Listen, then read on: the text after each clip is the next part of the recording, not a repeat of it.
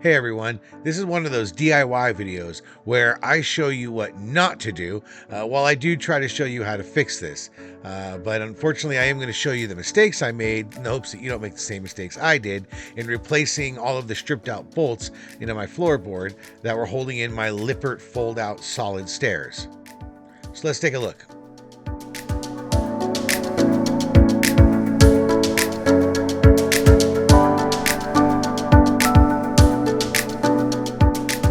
Okay, well, my Ember came with the Lippert fold-out solid step staircase. Some people don't like it because you have to have a little extra space for it, but I love it because it's really solid, and I'm a bigger guy. And I've put a lot of wear and tear on it. We're pushing 25,000 kilometers on this trailer. I've been out for many dozens of nights traveling since I got it. Heck, this whole channel is about that. But, I'm not a small guy, and that's just a lot of wear and tear. Not to mention that I have done what you shouldn't do, and I have occasionally adjusted the front of the back of the RV while the stairs are still down. You really shouldn't do that. You should always fold up your stairs if you're changing the level of your trailer at all, at least if you have these fold-out stairs. Fellow Ember owner and Ember expert Nick Ward has actually chastised me while we were camping for doing just that, and he was right. I should also point out that I've had the flooring replaced twice on my trailer. So as a result, this stairway has been unbolted and bolted in multiple times over the life of this trailer. And now that I have been using it a lot, you can see that they've gotten stripped. They're coming loose. The stairway's starting to wobble a little bit.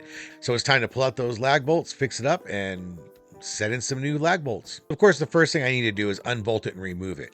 Now, here's one of the first mistakes I made. I didn't realize that there's quick release little tabs at the bottom of the stairs, so you can pull the stair off of the mount and then just remove the mount.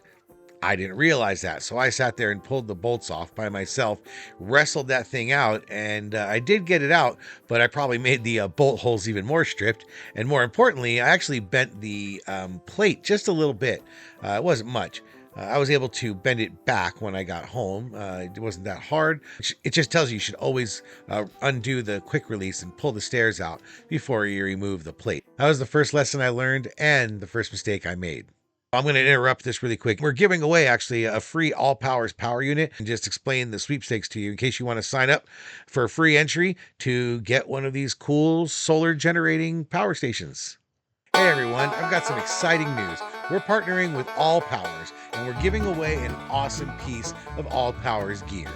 And unlike some YouTubers, no purchase is necessary to get into our contest. Now, one lucky winner is going to receive an All Powers S300 solar generator kit, and that includes a 100-watt solar panel.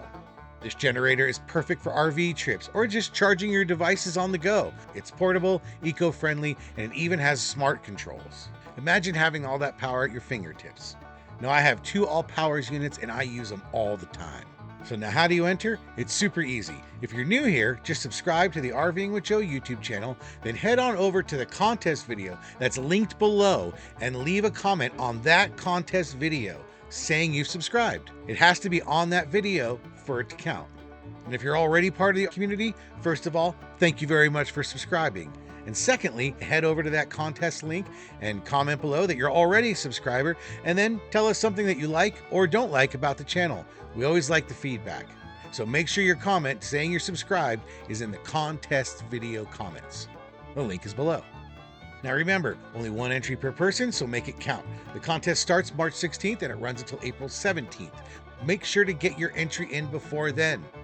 We're going to draw the winner on April 20th.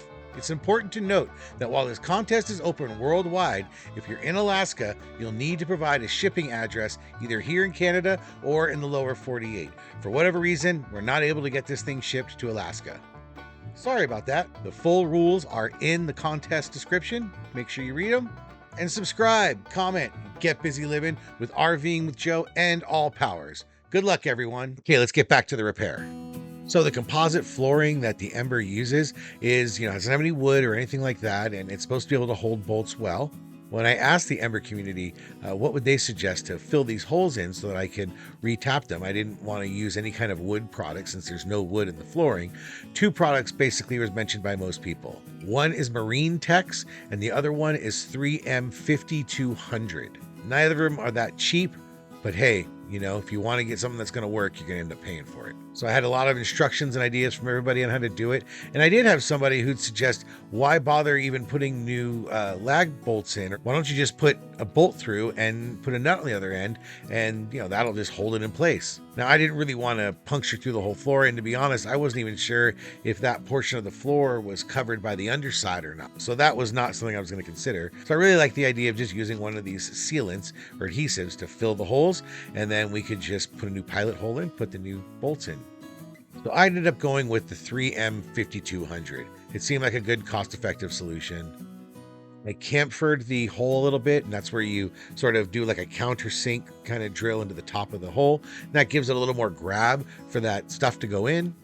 Cleaned up the whole area. I took a little wire brush attachment for that, for a drill or a screwdriver attachment, and basically reamed out the hole so there was no extra fluff. And then I took a vacuum and vacuumed everything I could. So I took some mineral spirits, just a little bit, put on a towel, cleaned around the whole area, so it was just really nice and ready to be dealt with. It was as clean as I possibly could. And then I filled the holes. One thing that does suck about this product is once you open it, you've got 48 hours basically to use it before the whole thing hardens. So it was like fairly pricey for that little tube. And I remember after I finished, I walked around the trailer thinking, what else do I need to seal? Where else can I use this? And I couldn't think of anything. So I ended up just using maybe, I don't know, a quarter of that tube, and the rest went to waste. I actually ran the heater for the week before I showed up, and the whole idea was that I wanted it to stay above 42 degrees Fahrenheit, which is the minimum operation temperature for this goo. I wanted to make sure it had time to cure, that I wasn't attaching it to a cold surface that was too cold. I knew I had fresh propane filled up in both tanks, and I said, well, now that I've got that extra third Battleborn battery, let's go ahead and just put this solar system to the test again. I left it on around 50 degrees Fahrenheit, the heater system, and that allowed me to make sure that the interior stayed nice and warmed up. And lo and behold, it ran fine the whole time. I was down to like 70 or 80% on the battery, which was great. So when I arrived, the surface wasn't extra cold. It was, like I said, around 50 degrees Fahrenheit. So I made sure to leave that on for the next week while I was gone, and I just wanted to let it cure. And that's what we did. We just let it cure maybe 8 or 9 days.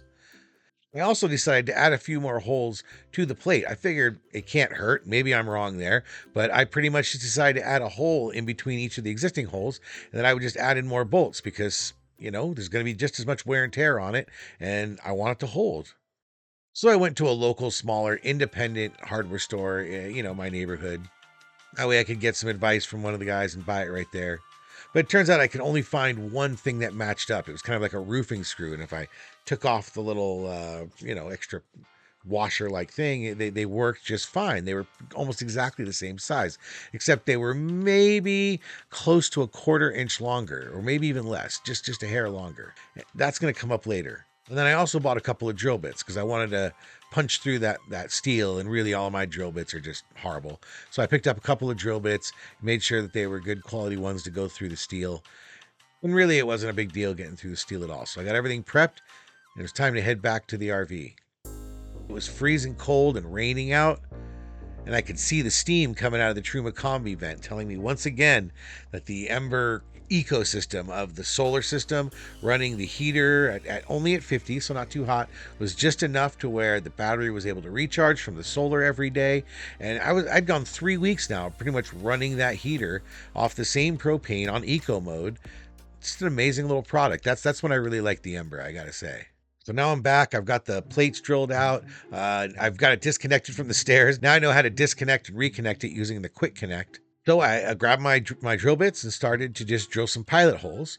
I drilled in pilot holes so that the lag bolts had something to grab onto. And it was a little gooey, I mean, you're not drilling into wood. This adhesive cement is a different substance, right? It has some give to it. But it was definitely cured and dried. So I was able to get in there, got a little bit of goo on my drill bit, but again, not worried about that. I went to go put in the plate, and at first I was putting it in, and it wasn't quite lining up with, it almost like it was, I thought it might be facing the wrong way because it was sort of hitting the door jamb. So after starting to screw it in, I unscrewed it, flipped it around, screwed it all in, went to go slap in the stairs, and once again I realized it's still backwards. I couldn't get the stairs to close. And so I pulled the stairs back out, went and pulled the lag bolts back out, flipped it around so it was correct, and then I snapped in the stairs, and it worked great. In fact, the cool part was that since I had to remove the bolts now a couple of times because I kept putting the plate on the wrong way, it was a good test to see if I can remove and reattach it without stripping them out or just having them hollow out again. And they held really well. In fact, that last time I screwed it in, it was just as tight as the first time. That 3M stuff, it really holds up well. So I got to say, the 3M 5200, it's a real win product. I mean, it's made for boats, it's marine, but it's perfect for RVs. Now, I've got the stairs working, but I did make a couple of big mistakes, but maybe you already figured out what it is I did wrong, and I really did two things wrong. And I realized it in the middle, but I wanted to finish this project at least to get the stairs in so I could use the stairs. First, I wasn't really paying attention to the depth. I thought when I went and screwed into the floors that I would hit the bottom and stop drilling. But I guess with the high spin rate of the drill and fresh bits and the fact that I was pushing down, I went right through the floor. So I actually poked holes right on through the floor, right out to the underneath the bottom. So I poked holes through the floor. I compromised the floor. Not only that, but I can see why Ember chose the exact perfect length for those bolts that they used for the stairs here, because these ones I got, which were just a tiny bit longer, were just long enough to poke through. So where I didn't actually pilot hole all the way through the floor, the screw went and finished the job. So now when I look underneath the floor, I've either got holes or I've got screws poking out. Basically, I blew it. Now, it's not like I destroyed the trailer and destroyed the floor, and I haven't been driving with these holes exposed. So, I know this isn't really like a fatal mistake. Yes, I have compromised the envelope of the trailer and I've poked holes through it. But number one, they're fairly small holes. Number two, this is a no wood situation, so we don't want water getting in there, but it's not like we're worried about wood rot specifically.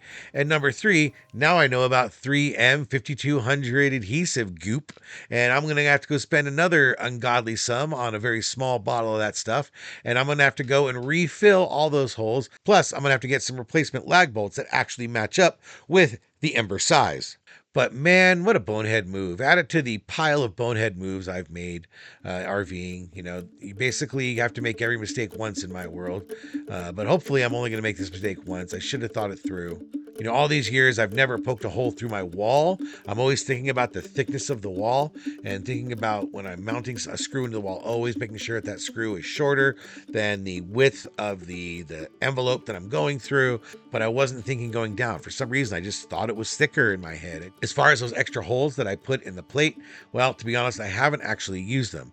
It was so tight when I put in the first 5, and I realized I had popped through the envelope. I thought putting in 4 more holes into the floorboard wasn't the wise idea. So I stopped there. The stairs are usable. In fact, they're really solid again. Obviously, I have to deal with the bottom. For this next trip we have coming up, I'm likely just going to go put a piece of Gorilla Tape there for this trip. We'll be fine. And then what I'll have to do is the next time I have a week gap between trips after I come back, I'll just have to go and open it up, replace the screws with slightly shorter ones, put some goop in the holes on the bottom so that it seals up. Again, this stuff is made to seal boats. It's going to be fine sealing these tiny little holes I put in. So the bottom line is, if your lag bolts are, becoming loose, go ahead and just pull them out, clean the area, squirt in some of the 5200, let it harden, just reattach the same bolts Ember gave you or the same exact size. Don't be all smarty pants and go try to buy new fresh ones. If you do that, you're going to find that after you reattach it, you probably got another, couple of years before they become loose again. That stuff holds really well. I was able to screw and unscrew in and out of it without ever having any reduction in grab. To be honest, if I was going to do any more projects where I was screwing into the floors, I'd probably get this product or something similar and preload it before I even get started, because that stuff really holds well. And I even would suggest that Ember maybe start squirting that stuff in there. But, that times 1,000 trailers, I'm sure it gets expensive. Now, finally, because I have poked through the floor, I've seen how easy it is to do. So I'll probably just end up doing what that guy said if this gets loose again. And I'm just going to put bolts and a nut on the other end and just tighten it down for good. If I do that, though, I'll probably put another kind of strip of thin steel or aluminum or something, because I wouldn't want to bolt real tight right against that flooring. I want something metal in between, or oversized washer or something. I don't know. We'll see when I get there. But for now, as usual, a piece of Gorilla Tape's going to get me through this.